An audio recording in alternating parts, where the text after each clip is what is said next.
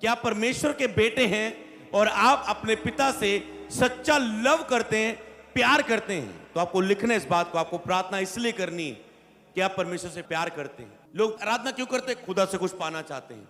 रोजे क्यों रखते हैं? मेरा काम बन जाए। बाइबल क्यों पढ़ते हैं? मुझे पढ़ने से आशीष मिल जाए, मुझे शांति मिल जाए, मुझे डर ना लगे। तुम आत्मिक क्रियाओं को अगर सही वे से नहीं कर रहे तो तुम कोई फायदा नहीं ले पाओगे। तो आज से तुम ये सभी आत्मिक क्रियाएं किस लिए करोगे? कि मैं खुदा से प्यार करता हूं, उसके दर्शन का खोजी हूं, इसलिए मैं प्रेयर में जा रहा हूं। तो कोई भी छुटकारे के लिए प्रेयर में नहीं जाए। मुझे शैतान से छुटकारा चाहिए, मैं प्रेयर में बढ़ना चाहती हूं, पासी मुझे प्रेयर करना, मैं चंगाई लेना चाहता हूं, इसलिए प्रेयर करो कि आप खुदा के खोजी हो, आप उसके प्यार करते हो, और जिससे आप प्यार करते हो उससे आप ज्यादा समय बिताने की कोशिश करते हो। हमेशा आप चाहते हैं हमेशा मैं उसके साथ ज्यादा समय बिताऊं। तो प्रार्थना की शुरुआत इसी से होती है। हालेलुया। तो पहले आपको पश्चाताप में जाना है। कौन पश्चाताप करता है? जो खुदा से प्यार करता है।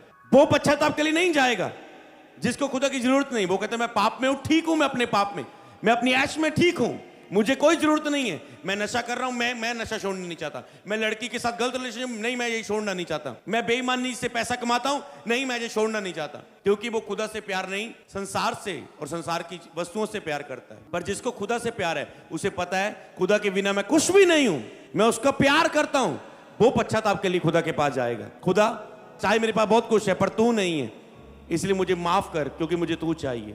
माफी क्यों मांगते हो आप? क्योंकि आपको खुदा चाहिए। आपको पता है उसके बिना मैं कुछ भी नहीं हूं। तो पश्चाताप कब शुरू होता है? दूसरी बात, पहले आप खुदा से प्यार करते हैं, दूसरी बात मन में यह रख के कि मैं खुदा के बिना कुछ भी नहीं हूं। लिखो इस बात को, ताकि मैं खुदा के द्वारा आगे बढ़ना शुरू हूं, खुदा मेरे मन की अगुवाई करना शुरू करे।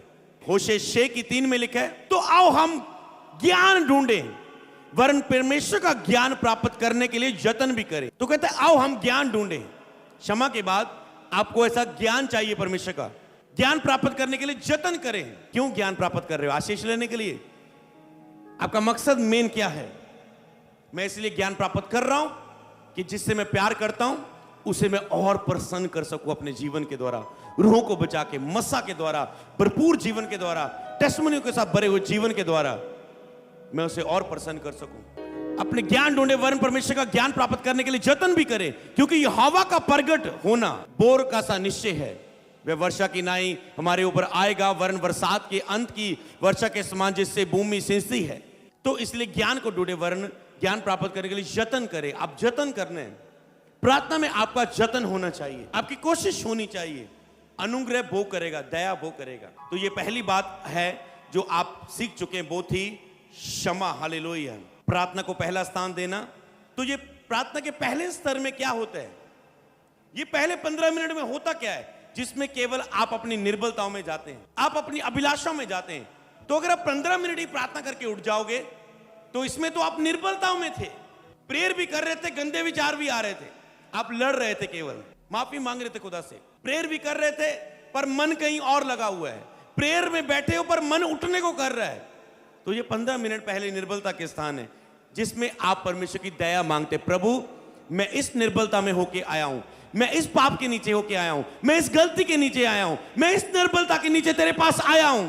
प्रभु मुझे माफ कर, मुझे माफ कर, मेरी इस निर्बलता के लिए मुझे माफ कर। लिखे तुम्हें मेरी निर्बलता में तेरी सामर्थ सिद्ध होती है, तो मैं माफी के लिए, तेरी सामर्थ के लिए आया हूं परमेश्वर।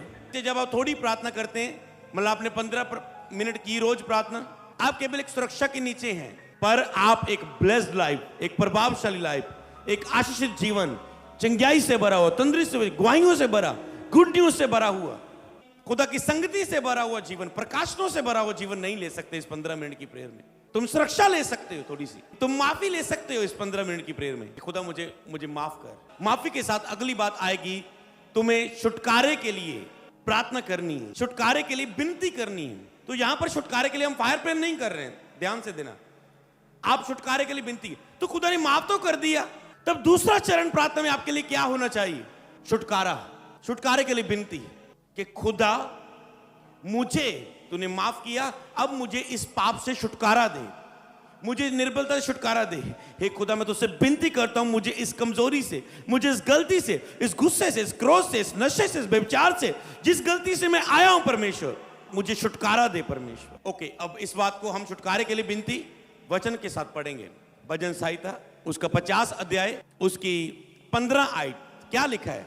और संकट के दिन मुझे पुकार और मैं तुझे छुड़ाऊंगा और तू मेरी महिमा करने पाएगा। सब बोले आमीन। अब 3 बातों को ध्यान से सुने।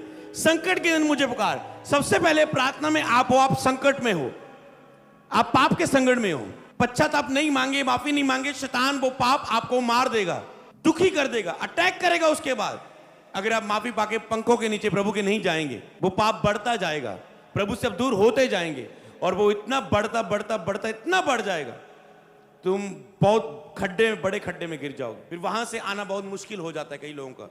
संकट के दिन मुझे पुकार, तो उस समय कहता है मुझे पुकार, तो क्षमा के बाद मैं तुझे क्या दूंगा? मैं तुझे छुड़ाऊंगा, पाप को माफ करूंगा। उसके बाद क्या कहता है? मैं तुझे छुड़ाऊंगा, छुटकारा। उस संकट के समय आपको छुटकारा चाहिए, तो रोज प्रेयर करनी है, माफ कर खुदा, मुझे छुटकारा दे। अगर 7 के 70 गुना भी पछताए तो माफ करूंगा मैं। तो आपके अंदर पछतावा होना चाहिए कि मुझे माफ कर परमेश्वर, मुझे छुटकारा दे परमेश्वर, मैं छूटना चाहता हूं इस पाप से। तूने मुझे माफ तो किया प्रभु, आपने माफी मांग ली, बिलीव करो उसने माफ कर दी है, अब आगे बढ़ो। प्रभु मुझे छुटकारा दे, मुझे छुटकारा दे। और कहते तो मैं तुझे छुड़ाऊंगा और तू मेरी महिमा करने पाएगा। तो महिमा करने वाला मन कब शुरू होगा? कब प्रार्थना में तुम आगे बढ़ पाओगे?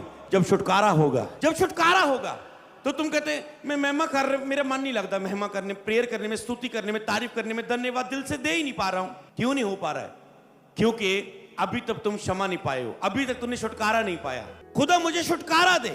अब तुम विनती कर रहे हो, खुदा मुझे, मैं विनती करता हूं, क्योंकि तुम निर्बलता में आए हो। अब तुम अधिकार की फायर प्रेयर में नहीं आए हो, तुम अपने गिफ्टों के साथ नहीं प्रेयर में आए हो, तुम एक निर्बलता में आओ, छुटकारा मांगना, फिर तू मेरी महिमा करने पाएगा। क्षमा, छुटकारा, फिर वो महिमा के स्तर पर तुम पहुंचेगा, कहते हैं हालेलुया। तो मेरी सामर्थ निर्बलता में सिद्ध होती है। आप निर्बल आए, उसकी सामर्थ आई।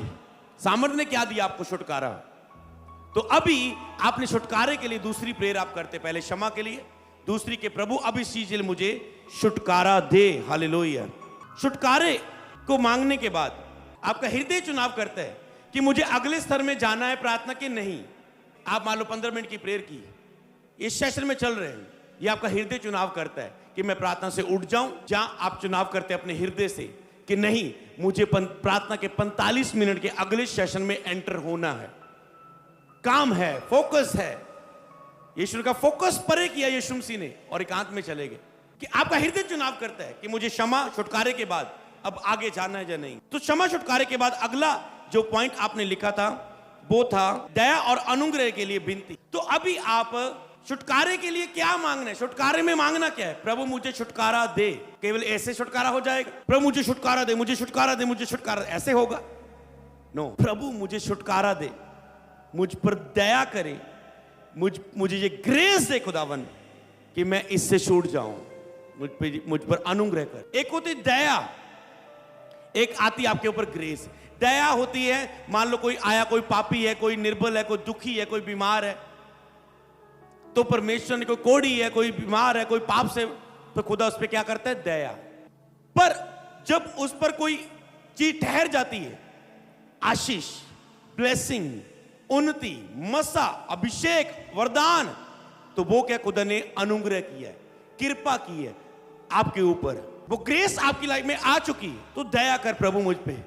तो अपने दया के लिए खुदा के आगे प्रार्थना करनी है, सहायता मांगनी है। और आपको पता है शैतान ये 15 मिनट की प्रार्थना पता क्यों नहीं करने देता?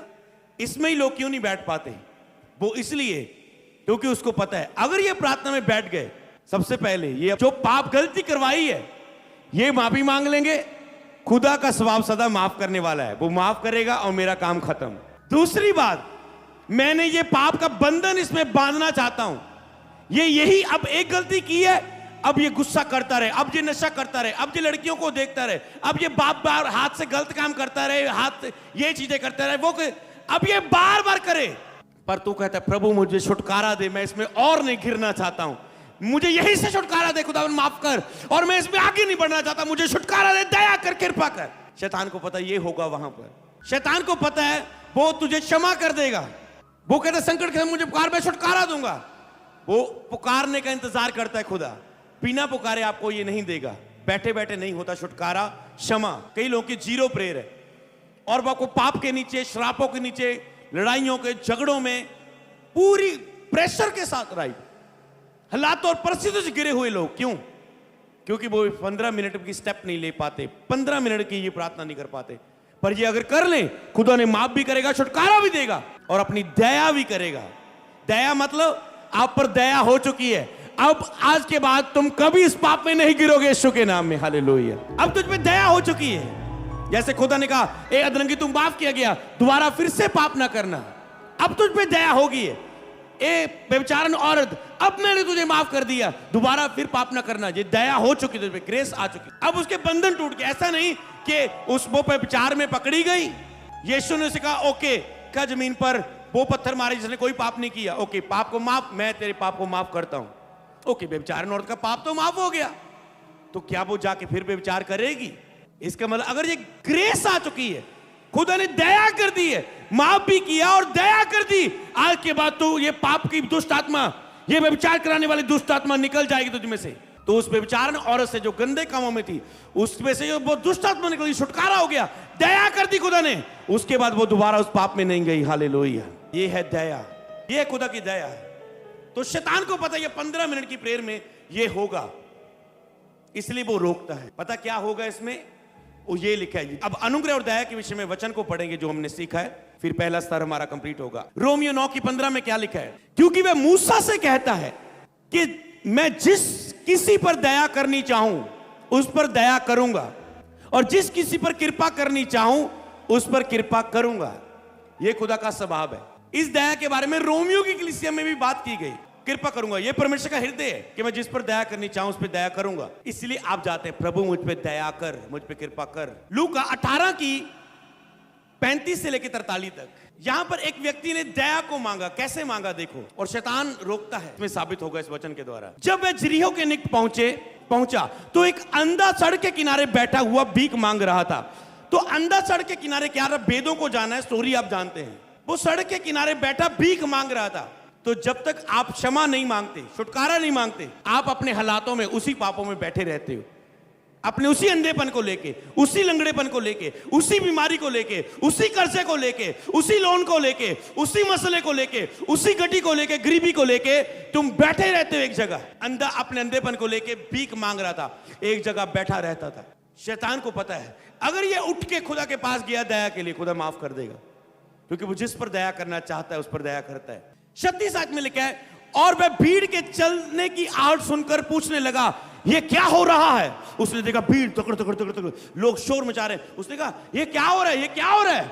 ओके, 37 आयत में लिखा है, उन्होंने उससे बताया यीशु नासरी जा रहा है। तब उसने पुकार के कहा, उसने कहा यीशु नासरी जा रहा है। उसने कहा, उसने सुना था यीशु बारे में, कहता है पुकार के कहा, हे दाऊद की संतान, मुझ पे क्या कर।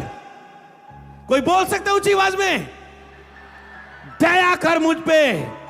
आपको चंगाई चाहिए, छुटकारा चाहिए, क्षमा चाहिए, क्या मांगो?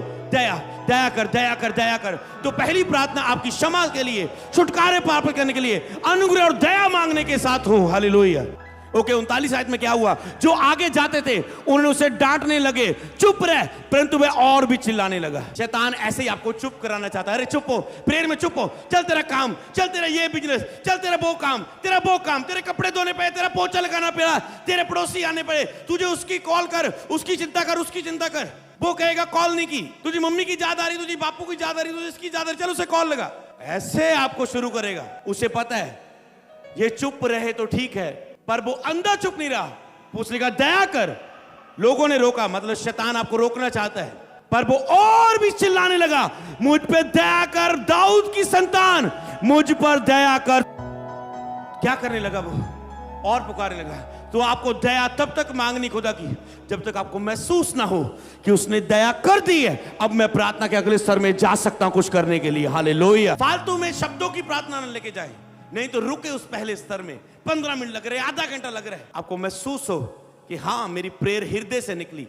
तो जो भी आप टॉपिक सीखेंगे उसमें एक चीज ऐड करनी, मैंने क्षमा मांगी, क्या मैंने हृदय से क्षमा मांगी कि शब्दों से मांगी? वो हृदय का टॉपिक। मैंने छुटकारा मांगा, खुदा मुझे छुटकारा दे, क्या सचमुच मांगा? इधर से बोले छुटकारा दे, इधर आ रहा है दिल तक अर्धा कालू फिर वो पाप करा, ऊपर से छुटकारा दे प्रभु, छुटकारा दे। क्या आपका हृदय से मांग रहे छुटकारा? क्या आप दया कर अनुग्रह दे, मुझे दोबारा इस पाप में ना जाऊं, हृदय से मांग रहे हैं? अगर हृदय से आपको हृदय में आवाज आएगी, हाँ मैंने तुझे माफ कर दिया, तुझे छुटकारा दे दिया, मैंने संकट में तेरी सुन ली, तुझे छुड़ा लिया है, अब तू मेरी महिमा करने पाएगा, आजा प्रार्थना के अगले स्तर में। हालेलुया। सबको जय मसीह की। मैं जतिन बब्बर और आप देख रहे हैं मसीह परिवार चैनल। जैसे कि आप सब जानते हैं कि मैं इस चैनल पे प्रभु के अलग अलग दासों की वीडियोस डालता हूं, तो अगर आपको हमारा चैनल अच्छा लगता है तो आप इस चैनल को ज़्यादा से ज़्यादा सब्सक्राइब जरूर करें, ताकि आप प्रभु के वचन को सुन सके। वीडियोस को ज़्यादा से ज़्यादा शेयर करें, ताकि जिन लोगों तक वचन नहीं पहुंचा उन तक भी वचन पहुंच सके। सबको जय मसीह की। एक बार मैं आपसे दोबारा कहूँगा कि इस चैनल को सब्सक्राइब जरूर करें और वीडियोस को ज़्यादा से ज़्यादा शेयर करें। जय मसीह की।